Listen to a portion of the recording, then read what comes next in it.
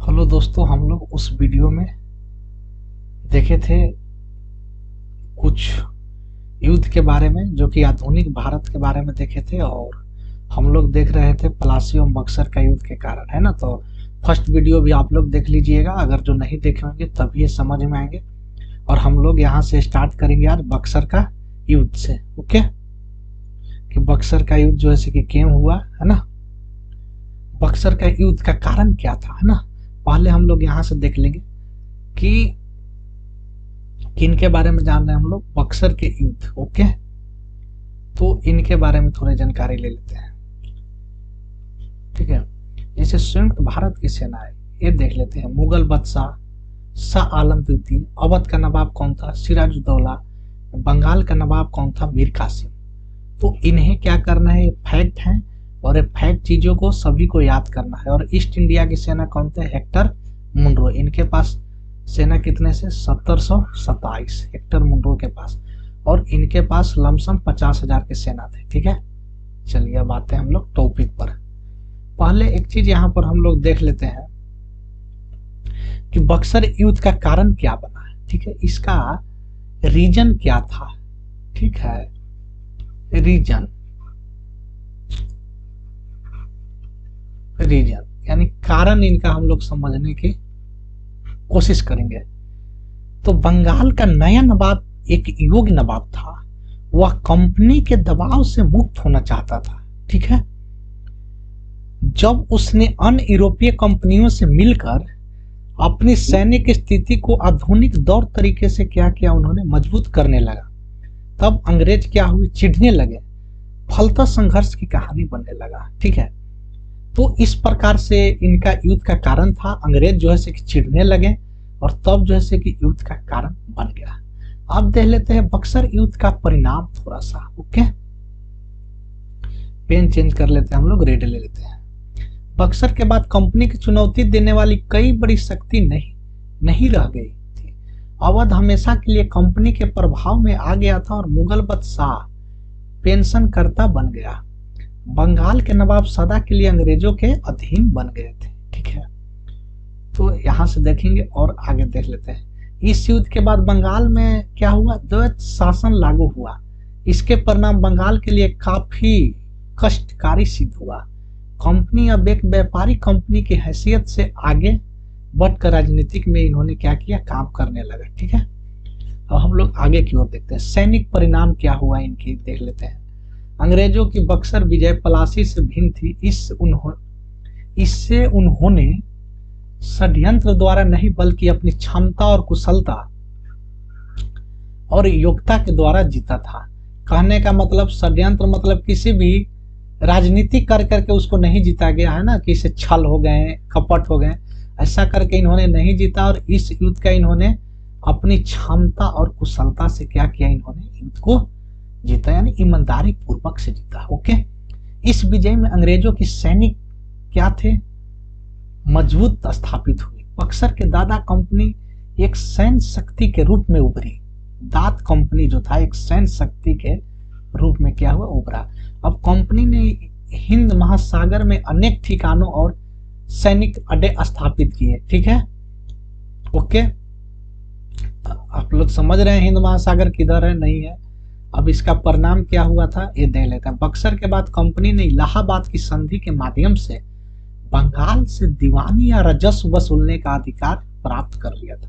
कहने का मतलब कि ट्रीटी ऑफ इलाहाबाद, और ट्रीटी ऑफ इलाहाबाद जब हुआ तो इसके माध्यम से इन्होंने बंगाल का दीवानी और राजस्व वसूलने का क्या किया कि अधिकार प्राप्त कर लिया। इस दीवानी से कंपनी ने बंगाल में अपने निवेश की समस्या को क्या किया? इन्होंने समाप्त कर दिया। ओके, आगे देखते हैं हम लोग। बक्सर के बाद कंपनी के अनुचित व्यापार पर कई रोक नहीं रही।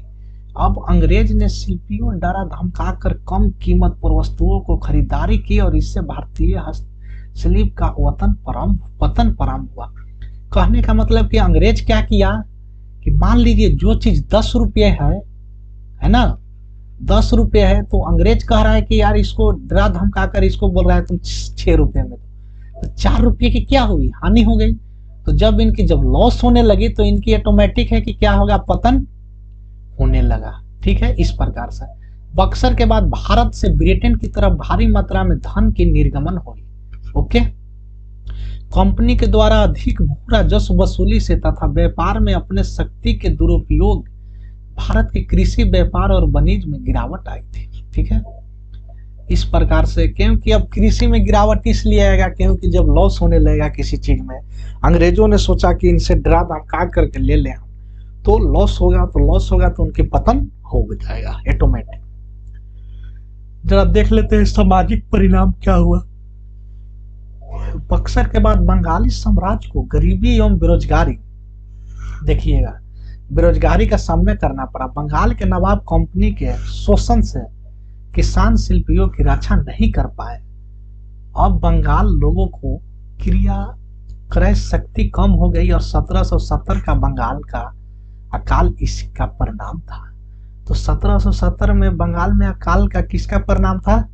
तो गरीब और बेरोजगारी, है ना, ये सब क्या थे उनके, ये थे उनके परिणाम थे।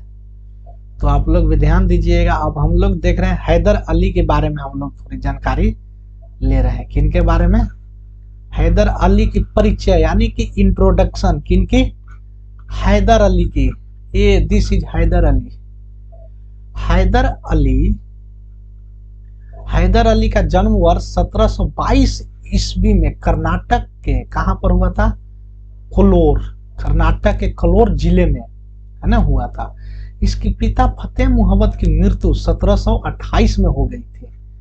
अपनी व्यक्तिगत योग्यता के कारण नंजराज ने वर्ष 1755 ईस्वी में हैदर को क्या किया? टिंडीगुल का फौजदार नियुक्त किया गया। इसी समय खंडेराज नामक ब्राह्मण के हैदर ने अपना सलाहकार नियुक्त किया था। और सलाहकार किसके नियुक्त किया था? खंडेराज को, ठीक है ना। और फ्रांसीसियों की सहायता से हैदर ने वर्ष 1755 में क्या किया? डिंडकुली में आधुनिक शस्त्रागार की स्थापना की। ओके, शस्त्रागार की स्थापना कब की? हैदर अली ने 1755। कहां पर? डिंडकुली में आधुनिक शस्त्रागार की क्या की? इन्होंने स्थापना की। इसे ध्यान रखिएगा, एग्जाम में ये सब पूछते हैं क्वेश्चन, वनडे एग्जाम में, और बहुत इंपॉर्टेंट है। डायरेक्ट पूछ देंगे, डायरेक्ट ईयर आपको बताना होगा, इतना लिख देंगे डायरेक्ट ईयर। अगर नहीं पढ़िएगा दोस्तों ध्यान से तो आप नहीं सोल्व कर पाइएगा, वहां पर ऐसी स्थिति हो जाती है। और एक चीज और, हिस्ट्री में कोई ट्रिक उरिक आपको काम नहीं आएगा। काम एक ही चीज आएगा कि आप ईमानदारी से पढ़ें और जो चीज याद हुआ है उसी चीज को आप लिखिएगा, ठीक है। आगे आते हैं हम लोग। 1759 ईस्वी में हैदर का नंजराज ने मैसूर का सेनापति बनाया। ठीक है, नंजराज को मैसूर की सेनापति कब बनाया? 1759 में, याद रखिएगा, ठीक ना, बहुत इंपॉर्टेंट है। हैदर ने मैसूर की राजमाता के सहयोग से नंजराज को पराजित कर वर्ष 1761 में स्वयं को मैसूर का शासक घोषित कर दिया। ठीक है, हैदर अली ने अपने तांबे और सोने के सिक्के, क्या तांबे और सोने के सिक्के पर शिव पर्वत तथा विष्णु की मूर्तियां अंकित कराई। ठीक है, चलिए, हैदर अली जी भी कुछ अच्छे ही किए, है ना, थे तो अली जी, बाकी चलिए। हैदर अली ने चामुंडेश्वरी देवी के मंदिर निर्माण के लिए दान दिया था। सोचिए, हैदर अली, इनके इंटरेस्ट थी मंदिर उंदिर में भी। ओके, दक्कन में हैदर अली पहला भारतीय था जिसने अंग्रेजों को पराजित किया था। देखिए, बहुत इंपॉर्टेंट लाइन यहाँ पर लिखा गया है कि हैदर अली जो थे ये पहला भारतीय जो थे जो कि अंग्रेजों को इन्होंने क्या किए थे? पराजित किए थे, है ना। और कहाँ पराजित किए थे? ओके, दक्कन में। हैदर अली को जब उत्कर्ष हुआ तब मराठों हैदराबाद के निजाम और अंग्रेजों को ईर्ष्या होने लगी। ठीक है, अब हम लोग आगे देखते हैं। आप देखते हैं, थोड़ा सा देख लीजिए, इंपॉर्टेंट है। हलवेली का युद्ध कब हुआ था? 1764 में। अरे ये सब आपको लोग को कहीं नहीं मिलेगा, बस ये लोग मेरा ही प्लेटफॉर्म पर आप लोग को मिलेगा, है ना। इसीलिए आई आप लोग यूनिक वर्ल्ड एजुकेशन को आप लोग सब्सक्राइब कीजिए और लाइक कीजिए, और उसके बाद देखिए, है ना, कि किस तरह से हम पढ़ा रहे हैं। और आप लोग सिर्फ बने रहिए वीडियोज में, उसके बाद देखिए, क्योंकि हलवेली का युद्ध, है ना, अच्छे लोगों को पता नहीं है। तो इसके लिए कौन से चैनल को आप लोगों को सब्सक्राइब करना है? थोड़े से ध्यान में रखते हुए दोस्तों आप लोग को यूनिक क्या वर्ल्ड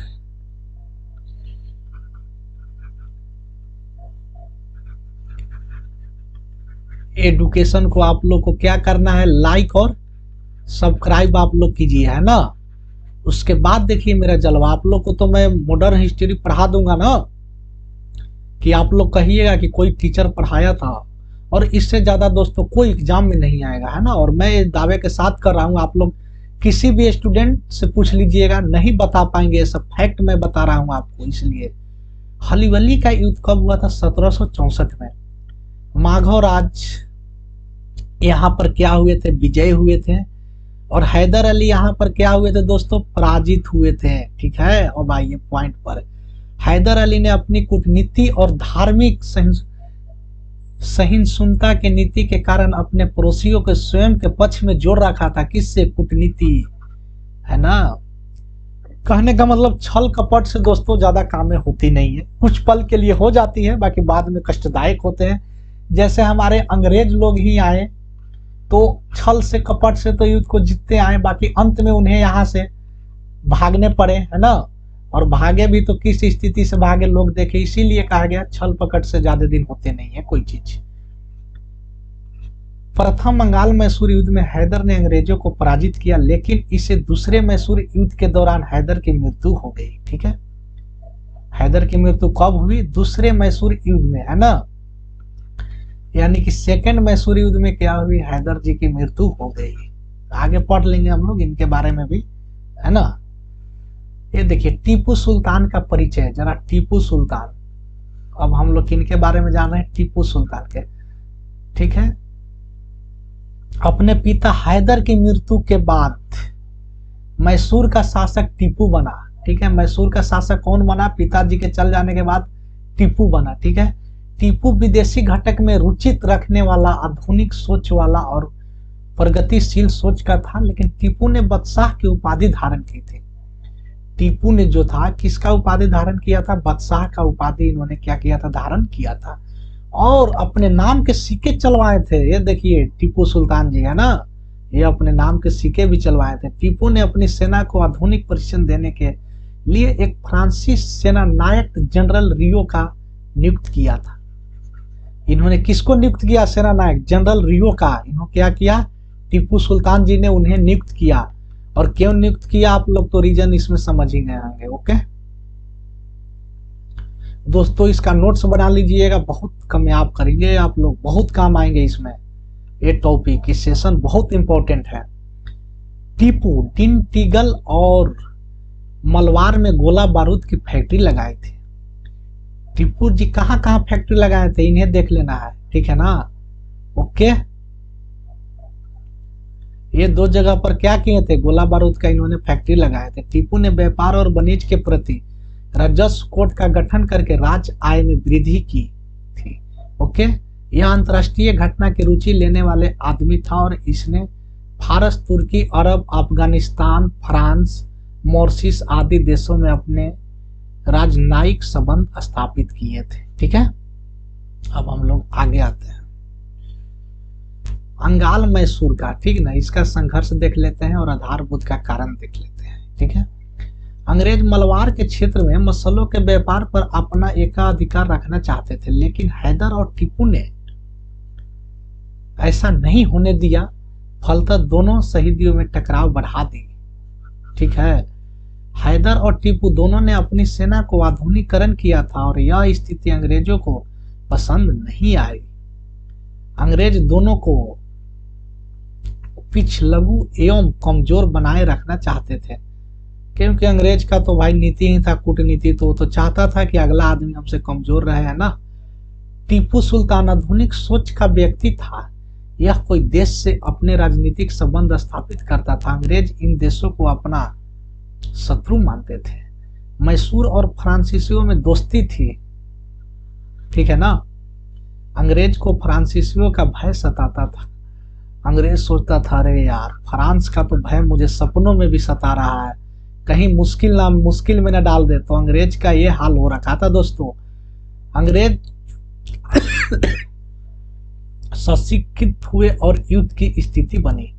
तो अंग्रेज का तो कूटनीति वाला हाल था ना, आप लोग के बताए हैं अंग्रेज के बारे में। तब क्या हुआ आगे देखिए, प्रथम बंगाल मैसूर युद्ध कब हुआ, 1764 से 69। एकदम दोस्तों याद रखना है, बहुत इंपॉर्टेंट पॉइंट है, क्योंकि एग्जाम में डायरेक्ट पूछ देते हैं कि प्रथम बंगाल मैसूर युद्ध कब हुए, 1764 से 69 तक चले थे। ओके, तो इन्हें क्या करना है, पूरी तरह से हम लोगों को याद कर लेना है एग्जाम में, ताकि चूक ना हो वनडे एग्जाम में। इसलिए कारण क्या था, इनका नेतृत्व कौन कर रहा है, प्रमुख घटनाएं क्या था, और संधि कौन कौन से हुए, सब देखेंगे हम लोग इनमें। ठीक है, कारण हैदर की फ्रांसीसियों से मित्रता थी। ओके,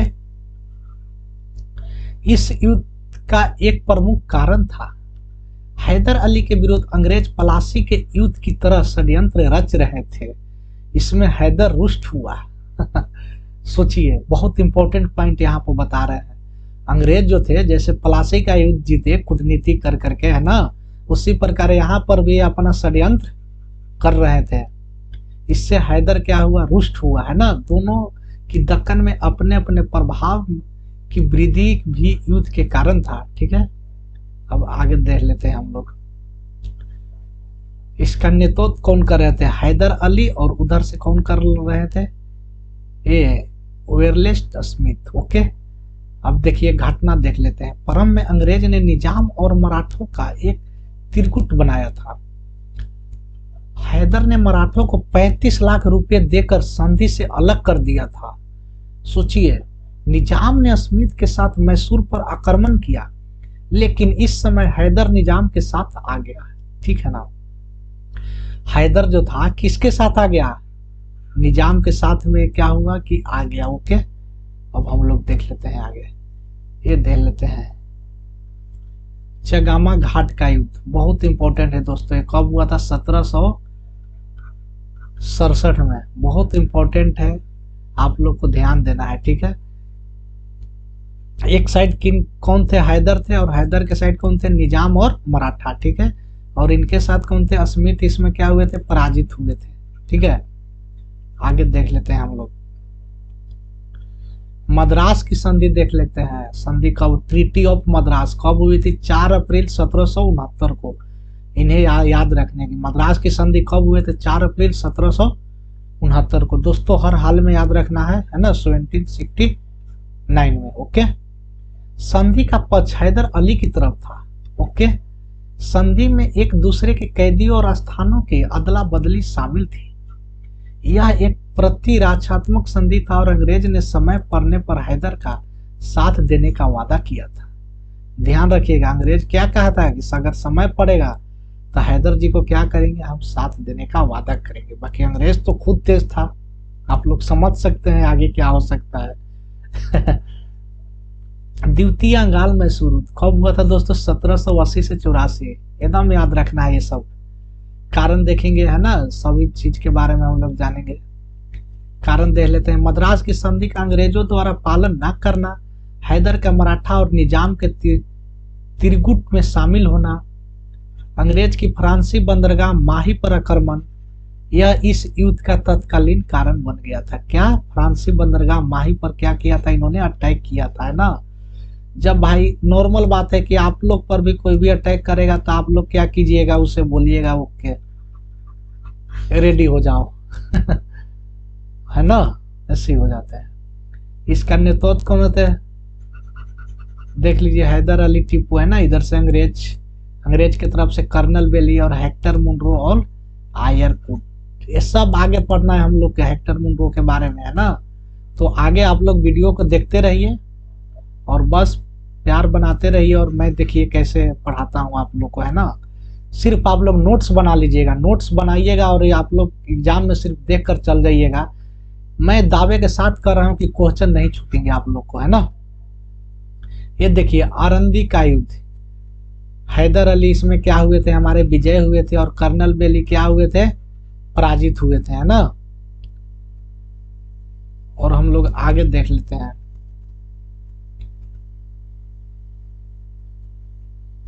एक मिनट दोस्तों, ये भी देख लेते हैं। पोटोनवा का युद्ध, है ना। इसमें हैदर अली जी क्या हुए, हमारे हार गए, और आयरकुट जी क्या हुए, विजय हो गए। ठीक है, हैदर अली घायल हो गए थे इसी युद्ध में, और इनकी क्या हुई थी, डेथ हो गई थी, है ना। चलिए आगे हम लोग देखते हैं। ये देखिए, मंगलोर की संधि कब हुई थी, मंगलोर की संधि 1784 में, टीपू सुल्तान और लॉर्ड मार्केटिंग के बीच में, है ना। दोनों एक दूसरे के कैदी और स्थान वापस लौटा दिए थे, और इस कैदी और ट्रीटी ऑफ मैंगलोर में क्या हुए कि क्या हुए कि दोनों एक दूसरे को, कैदी को स्थान, अपने अपने स्थान क्या किए, वापस लौटा दिए, जो जिधर के था उधर चला गया। ठीक है, इस संधि में यही निष्कर्ष निकला था। आगे देख लेते हैं, अब ये देख लेते हैं तृतीय अंगाल मैसूर कब हुए थे, 1790 से 92। इनका कारण तो घटनाएं सब देखते हैं, पहले कारण देख लेते हैं हम लोग। दोनों शासक मैंगलोर के संधि से असंतुष्ट थे। कहने का मतलब कि आप ही लोग हैं, किसी बात को लेकर के कोई भी क्या किए, आप दोनों में संधि हो गए, मतलब दोनों में समझौता हो गए। बाकी समझौता हुए तो ये थर्ड पर्सन क्या किया, आप लोग को दोनों को बरियारी क्या किया कि संतुष्ट कर दिया। ओके, बाकी आप लोग संतुष्ट हुए नहीं, तो नहीं हुए तो इनके जाने के बाद, है ना, आप लोग फिर दोनों आपस में क्या कीजिएगा, फाइट कर लीजिएगा ना, क्योंकि भाई आई एम नॉट सर्टिफाइड। ठीक है, तो अगर संतुष्ट नहीं है और आप भी संतुष्ट नहीं है, तो दोनों क्या होंगे, आपस में क्या होंगे, भिड़ जाएंगे ना। इस प्रकार दोनों शासक क्या थे, मैंगलोर जो संधि हुई थी, इस संधि से वो असंतुष्ट थे, यानी अनसर्टिफाइड थे। अंग्रेज ने टीपू के ऊपर फ्रांसीसियों से साठगांठ का आरोप लगाया। ठीक है, हमारा अंग्रेज था वो क्या लगाया, टीपू के ऊपर फ्रांसीसियों से बोला कि आपका साठगांठ है। टीपू के तरवान कोर पर आक्रमण तत्कालीन कारण बना था। ये सब देख लेंगे दोस्तों, बहुत इंपॉर्टेंट है आप लोग को, है ना। इसका नेतृत्व कौन कर रहा था, टीपू सुल्तान, जो कि पराजित हो गया, और कर्नवालिस जी क्या हुए, विजय हो गए। हम लोग देखे भी थे इस चीज को उधर भी। ये देखिए, श्रीरंगपट्टम की संधि कब हुई थी, 1792 में, टीपू और कर्नवालिस, है ना। और ये मैप मैं दे दिया था, जो कि आगे मैं वीडियो में बता दूंगा इस मैप के बारे में। ठीक है, इस मैप में यही देखना है कि अंग्रेज किधर से आए और क्या हुए, है ना, और किस किस जगह पर युद्ध हुई। अब ये देख लेते हैं चतुर्थ अंगल मैसूर युद्ध का कारण देख लेंगे, और ये अगले वीडियो में हम लोग ये सब भी क्या करेंगे, देखने का कोशिश करेंगे, है ना। और हाँ, आप लोग दोस्तों बताइएगा कि ये हमारा प्रयास कैसा लगा, और नेक्स्ट वाले वीडियो में आप लोग को मैं यहाँ से आगे की ओर बढ़ाऊंगा। और दोस्तों मैं कह रहा हूँ कि आप लोग प्यार ऐसे ही बनाए रखिए, और बस कुछ करना नहीं है, और यूट्यूब पर मैं हर सेशन लेकर आऊंगा, और कहीं पर जाना नहीं है आप लोग को। और इस चैनल को क्या करना है, आप लोग को यूनिक क्या वर्ल्ड एजुकेशन है ना, इन्हें क्या करना है आप लोग को, इस चैनल को आप लोग सब्सक्राइब कीजिए और प्यार मोहब्बत बनाए रखिए। और उसके बाद देखिए दोस्तों, मैं किस तरह से पढ़ा रहा हूँ आप लोग को, बस लाइन बाय लाइन, एक नंबर का भी इनसे क्या होंगे, आप लोग को एग्जाम में क्वेश्चन आएंगे और छूटेंगे नहीं। बस आप लोग क्या कीजिए कि इसी प्रकार से प्यार मोहब्बत बनाए रखिए, और मैं देखिए किस तरह से पढ़ा रहे हैं आप लोग को, और कहीं जाने की जरूरत नहीं है। सिर्फ आप लोग को क्या करना है ना, कि नोट्स बना लेना है। ठीक है, और नोट्स बना लीजिएगा, और एग्जाम में कुछ करना नहीं है, बस इस नोट्स को क्या करना है ना, आप लोग को सिर्फ पढ़ कर जाना है, इससे ज्यादा नहीं। एग्जाम स्टार्ट होने से पहले, मतलब क्या कहें, 1 घंटा पहले भी आप नोट्स को देख कर चले जाइएगा ना, तो एग्जाम में क्वेश्चन पूछेंगे फैक्ट और डायरेक्ट पूछेंगे ईयर से, तो आप लोग को ईयर में बता ही दिया हूँ कि बक्सर का युद्ध कब हुए, प्लासी का कब हुए और क्यों हुए, है ना। मैं सभी इस वीडियो में मैं बता रखा हूँ, और 2 वीडियो में बनाया, और दोनों वीडियो आप लोग देख लीजिएगा। ओके, बाय बाय दोस्तों, आप लोग बताइएगा मेरा प्रयास कैसा लगा। ओके, बाय बाय, जय हिंद।